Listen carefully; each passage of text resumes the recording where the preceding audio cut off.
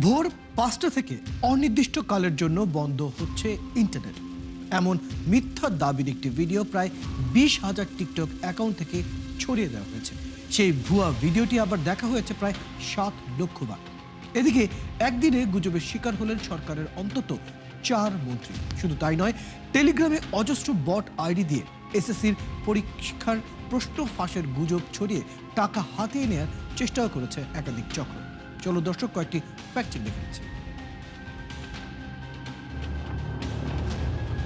রূপপুর পারমাণবিক বিদ্যুৎ কেন্দ্র নিয়ে মির্জা ফখরুল ইসলাম আলমগীর নাকি মন্তব্য করেছেন, খালেদা জিয়ার স্বপ্ন তারেক রহমান পূরণ করেছেন।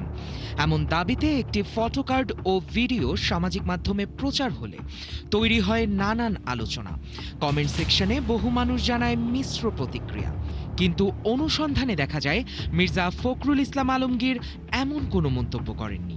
দাবিটির পক্ষে নির্ভরযোগ্য কোনো তথ্যসূত্র পাওয়া যায়নি। একটি স্যাটায়ার পেজের ব্যঙ্গাত্মক কন্টেন্টকে সত্য দাবি করে দাবিটি ছড়ানো হয়েছে। ওদিকে সংঘবদ্ধভাবে বিভিন্ন ভিডিও ও পোস্টে দাবি করা হয় এসএসসি পরীক্ষার প্রশ্ন টেলিগ্রামে ফাঁস হয়েছে। পাশাপাশি এসব প্রশ্ন বিক্রির নামে অর্থ নেওয়ার প্রলোভনও দেখানো হয়। কিন্তু রিউমার স্ক্যানার টিমের ইনভেস্টিগেশন ইউনিট যাচাই করে নিশ্চিত করেন পরীক্ষার আগে কোনো প্রশ্নপত্র ফাঁস হয়নি এবং পুরো ঘটনাটি পরিকল্পিত প্রতারণা ও গুজব। টেলিগ্রামে বট আইডির মাধ্যমে আগেই দেওয়া মেসেজ পরে সম্পাদনা করে প্রশ্নের ছবি বসিয়ে প্রশ্ন ফাঁসের ভুয়া প্রমাণ তৈরি করা হয়েছে। টেলিগ্রামের মেসেজগুলোয় কোনো এডিটেড লেভেল না থাকায় অনেকেই বিভ্রান্ত হন এবং বিষয়টিকে সত্য হিসেবে ধরে নিয়ে সমালোচনায় অংশ নেন।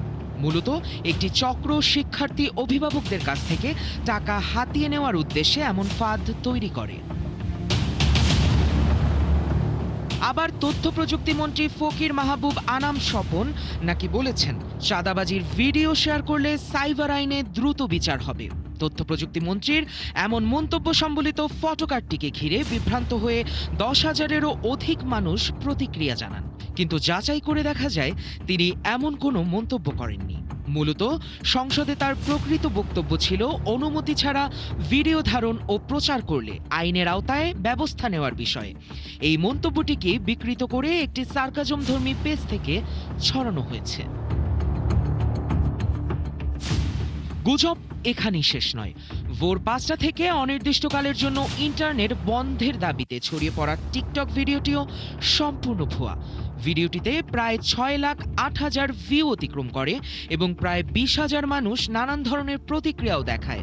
কিন্তু সাম্প্রতিক সময়ে এমন কোনো ইন্টারনেট বন্ধের ঘটনা ঘটেনি। ২০২১ সালের একটি পুরনো ভিডিওকে নতুন দাবিতে প্রচার করা হয়েছে। দর্শক, আজকের অপতথ্যগুলো যাচাই করতে গিয়ে দেখা গেল সামাজিক যোগাযোগ মাধ্যমে রাষ্ট্র ও সরকার ব্যবস্থাকে কেন্দ্র করে ধারাবাহিকভাবে ছড়ানো হচ্ছে নানা গুজব। যথারীতি গুজবের টার্গেটে রয়েছে বিএনপি ও দলটির নেতারা। নানান অভিনব কৌশলে ছড়ানো এসব গুজবের ফাঁদে না পড়তে সচেতনতার পাশাপাশি সতর্ক থাকার পরামর্শ বিশেষজ্ঞদের। সায়ক দাস, ৭১। দর্শক, আমরা প্রতিবেদনটি দেখে নিলাম। ইতিমধ্যে জানিয়েছি আমাদের সাথে যুক্ত আছেন আমাদের অতিথি বিএনপির দলীয় সাবেক সংসদ সদস্য হেলেন জেরিন খান। যাচ্ছি তার সাথে আলোচনা।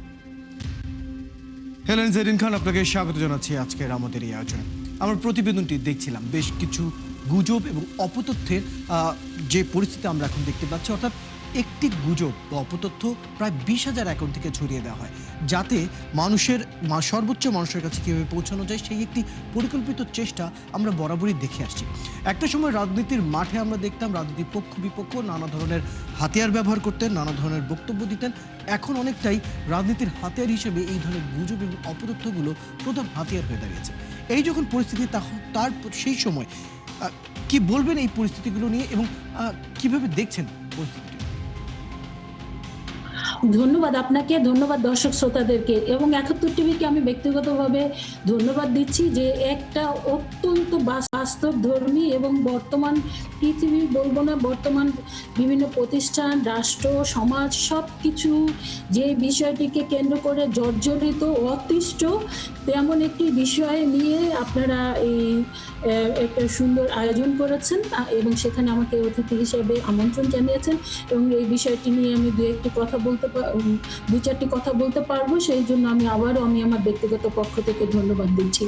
দেখুন, আসলে সত্যিকার অর্থে এই গুজব এবং ভুয়া তথ্য এর মাধ্যমে যেই বিষয়গুলো সবচেয়ে বেশি আক্রান্ত হয়ে থাকে সেটা হলো যে আমরা দেখি যে মূলত বেশি আক্রান্ত হয়ে থাকে হলো সরকারে যারা থাকে তারা, এবং নারীরাও কিন্তু খুব বেশি আক্রান্ত হয়ে থাকে। এবং ইতিমধ্যে আপনার যে প্রতিবেদনটি দেখলাম সেখানে কিন্তু আপনি বিস্তারিতভাবে তুলে ধরেছেন যে কিভাবে ভুয়া তথ্য এবং ফটোকার্ড ইউজ করে এখন সমাজে অস্থিরতা নিয়ে আসার জন্য কি ব্যবস্থা করছে। এবং সকালবেলা আপনি সকাল থেকে শুরু করে আপনি ঘুমাতে যাওয়ার পূর্ব পর্যন্ত যখনই আপনার হাতে মোবাইলটি থাকবেন, আপনি যখনই খুলবেন তখনই দেখবেন যে নানা ধরনের এই ধরনের ভুয়া তথ্য, ফটোকার্ড এইভাবে ইন্টারনেটে ছড়িয়ে দেওয়া হয়। তা আমার মনে হয় কি যে এইগুলো আসলে শক্ত হাতে কন্ট্রোল করা দরকার, না হলে তো এই ভুয়া তথ্য কিংবা গুজব এইটার দ্বারা কিন্তু বিভিন্ন সময় বিভিন্ন ধরনের বড় বড় ঘটনা সংঘটিত হয়েছে। আমার নিশ্চয়ই আপনাদের মনে আছে যে এই যে বৌদ্ধ ধর্মাবলম্বীদের একটা প্রতিষ্ঠানে কি ধরনের একটা গুজব ছড়িয়ে দেখা গিয়েছে যে সে বৌদ্ধ আশ্রমে অকারেজ ঘটিয়েছিল। এবং বিভিন্ন সময় আমরা দেখেছি যে হিন্দু সম্প্রদায়ের একটা সম্ভবত কুমিল্লাতে একটা হয়েছিল যে পবিত্র কোরআনকে অবমাননা করার ব্যাপারকে কেন্দ্র করে সেখানে একটা নানা উত্তেজনার সৃষ্টি হয়েছিল। এবং বর্তমানে আমরা দেখি যে বিভিন্ন সময় বিভিন্ন নারীকে কেন্দ্র করে, এবং আপনি যেটা বললেন যে সরকারের মন্ত্রীদেরকে টার্গেট করে হচ্ছে, এবং শিক্ষামন্ত্রী, বিদ্যুৎ মন্ত্রী কিংবা তথ্যমন্ত্রী, ইভেন মাননীয় আমাদের মহাসচিব এর কথা বললেন। এবং কখনো কখনো দেখেন যে এই ধরনের ফটোকার্ড এবং মানে এটা তো আরেকটা বিষয় হলো যে এখানে বট বাহিনী মানে সৃষ্টি করে। জি, আপনি ঠিকই বলেছেন হেলেন জেরিন খান। বেশ কিছু দিক আসলে ইতিমধ্যে আপনি তুলে ধরেছেন, যেটি জানতে চাচ্ছি আসলে এই ধরনের গুজব বা অপতথ্যগুলো ছড়ানোর ফলে আসলে কি ধরনের লাভবান হন যারা আসলে এগুলো ছড়াচ্ছেন, কি মনে করেন? কারণ আপনি নিজেও একজন নারী, আপনি নিজেও রাজনীতির সাথে সম্পৃক্ত এবং আপনি নানা সময় এর নানা অভিজ্ঞতা আপনার নিজস্বভাবেই রয়েছে। সেখান থেকে জানতে চাই আসলে এই ধরনের অপতথ্যগুলো যখন ছড়ায় একজন ব্যক্তির নামে বা একজন ব্যক্তিকে ধরে, তো সেই ক্ষেত্রে আসলে কতটুকু বিষয়গুলোকে সামাল দেওয়া সহজ বা চ্যালেঞ্জিং, একটু আপনার অভিজ্ঞতা জানতে চাই। কখনো কখনো তো সামাল দেওয়া আসলে কঠিন হয়ে যায়, কারণ দেখা গেল যে বিষয়টি সামাল দেওয়ার পূর্বেই অনেক ঘটনা ঘটে যায়, অনেক ধরনের মানে ভয়ঙ্কর ঘটনা ঘটে যায়।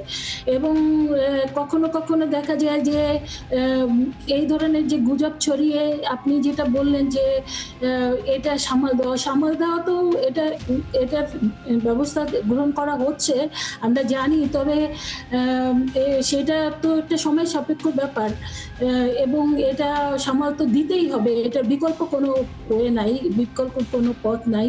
কারণ এবং আপনি যেটা বললেন যে এটা দ্বারা তারা কি ধরনের বেনিফিশিয়ারি হয়, একটা তো যে তাৎক্ষণিক তারা যেটা হয় যে আপনারা জানেন যে এই ধরনের প্রোপাগান্ডা করে তারা অসংখ্য ভিউয়ার্স পায় এবং সেটার মাধ্যমে তারা কিন্তু অর্থনৈতিকভাবে একটা বিরাট সুবিধা নিতে পারে।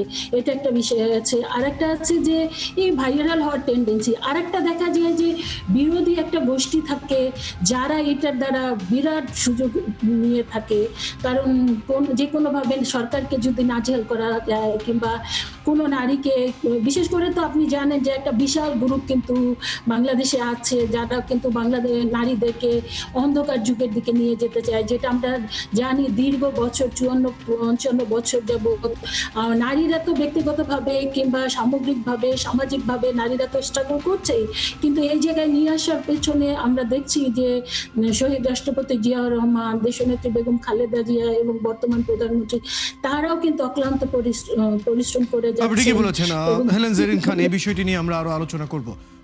এই মুহূর্তে একটি বিরতির সময় হয়েছে, বিরতির পর আবার আপনার কাছে ফিরছি, সঙ্গে থাকুন। জানতে চাচ্ছিলাম এখনকার সময়ে যারা নারীরা রয়েছে তাদের বিরুদ্ধে, তাদের নিয়ে যখন গুজব বা অপতথ্য ছড়ানো হয় সেই বিষয়গুলো আসলে সামাল দেওয়া আসলে কতটুকু সহজ এবং সেই বিষয়ে যথাযথ কর্তৃপক্ষের নজরদারি পাওয়া যায় কিনা জানাবেন। দেখুন, নারীদের নিয়ে গুজব কম বেশি মানে সবসময় ছিল, কিন্তু এখন যেরকম মহামারী আকার ধারণ করেছে এটা কিন্তু কখনো ছিল না, এবং এই জায়গা থেকে তো পরিত্রাণ পাওয়া দরকার। এখন নারীদেরকে নিয়ে এমন ধরনের গুজব করছে, কিংবা বদ বাহিনী দ্বারা নারীরা এত বেশি আক্রান্ত হচ্ছে যে এখন নারীরা একটা স্বাভাবিক জীবনযাপন আর স্ত্রী বলেন আর ছোট বাচ্চা মানে টিনেজ মেয়েরা বলেন, সবাই কিন্তু চরমভাবে আতঙ্কিত এই বদ বাহিনীর দ্বারা। তো সেই জায়গা থেকে তো আমাদের পরিত্রাণ পেতেই হবে। আমি যতদূর জানি যে আমাদের তথ্য মন্ত্রণালয় এবং মাননীয় প্রধানমন্ত্রী নিজেও ব্যক্তিগতভাবে এই ব্যাপারে অনেক বেশি সোচ্চার আছেন, এবং তথ্য মন্ত্রণালয় এই ব্যাপারে কাজ করছেন। আর সম্ভবত অনেকে বিলম্বে খুব দ্রুতই এই ব্যাপারে শক্ত কোনো আইনি প্রক্রিয়া আসবে, এবং এটাকে কন্ট্রোল করার জন্য যা যা করণীয় করবে। আর আমরা যেহেতু আপনি জানেন যে ইতিমধ্যেই পার্লামেন্টে 36 জন নারী বিএনপির পক্ষ থেকে মনোনীত হয়েছে, আজকেই সম্ভবত বৈধ ডিক্লারেশন দেওয়া হয়েছে। আমরা যারা আছি নারীদের প্রতিনিধি হিসাবে আমরা এই ব্যাপারে আমাদের আওয়াজ জারি রাখবো, এই ব্যাপারে আমরা সোচ্চার থাকবো। এর থেকে বাংলাদেশকে মুক্ত করতেই হবে, না হলে নারীরা আমরা আশা করব যাতে এই সমাধান খুবই দ্রুত হোক। আরেকটি বিষয় জানতে চাই হেলেন জেরিন খান, এই সময়ে যত ধরনের একটি সামাজিক যোগাযোগ মাধ্যমে যখন খুব সহজেই গুজব এবং তথ্য ছড়ানো সহজ, সেক্ষেত্রে আপনি কি মনে করেন সাধারণ মানুষকে সচেতন করার ক্ষেত্রে যথাযথ সচেতনতা কার্যক্রম কি হাতে রয়েছে কিনা, বা কী ধরনের কার্যক্রম নেওয়া উচিত বলে আপনি মনে করেন? দেখেন, প্রযুক্তির এই যুগে এটা তো সত্যি যে ধরেন প্রযুক্তির ব্যাপারে এখনো আমাদের বাংলাদেশের খুবই মানে ইয়াং জেনারেশন কিংবা আমরা জেনজি যেটা বলি, ওরা যত সচেতন কিংবা ওরা যতটা বুঝে, আপামর জনসাধারণ আপনি বলতে পারেন এই জেনজির বাইরে যারা আছে তাদের তো খুব কমই এই ব্যাপারে সচেতনতা আছে, তারা খুব কমই এই ব্যাপারে মানে জ্ঞান রাখে, যতটুক না হলেই না ততটুকুই। তো এই জন্য তারা কিন্তু বেশি আতঙ্কিত হয়ে যায়, এবং এরা অনেক সময় এটা বুঝেও না যে কিভাবে এই ঘটনাটা হলো। বুঝতে বুঝতে দেখা গেল যে সারা বাংলাদেশ না সারা পৃথিবীতে এটা আলোড়িত হয়ে গিয়েছে। তো কাজেই তো এই ব্যাপারে তো সচেতন আমাদেরকে করতে হবে, সেই জন্য একটু সময় সাপেক্ষ ব্যাপার। তবে আমি মনে করি যে এই প্রযুক্তির যে নতুন যে ডাইমেনশন, এই জায়গা তো আসলে সবাইকে সচেতন না করলেও হবে না, এই জায়গা তাদের তো প্রত্যেকের জায়গা রয়েছে। ধন্যবাদ হেলেন জেরিন খান, আপনার সময়টুকু দেওয়ার জন্য। বেশ কিছু পরামর্শ এবং তথ্য আপনার কাছ থেকে পেলাম, ধন্যবাদ আজকে আপনি আমাদেরকে সময়টা দিয়েছেন। দর্শক, এতক্ষণ আমাদের সাথে ছিলেন আমাদের অতিথি হেলেন জেরিন খান। দর্শক, আপনারা আছেন ফ্যাক্ট চেক নিয়ে 71 নিয়মিত আয়োজন ফেক নিউজ স্ক্যানারে। প্রতিদিন আমরা রিউমার দূর করতে হাজির হব ঠিক একই সময়ে একইভাবে। আপনারাও আমাদের সাথে যুক্ত হতে পারেন। যে কোনো খবর যদি আপনাকে সংশয় ফেলে সেটি একটি স্ক্রিনশট আমাদেরকে মেইল করতে পারেন fns.71tv@gmail.com, অথবা যোগাযোগ করুন ফেসবুকে www.facebook.com/fake news scanner। আমরা সেই তথ্যের ফ্যাক্ট চেক করে আপনাকে জানাবো।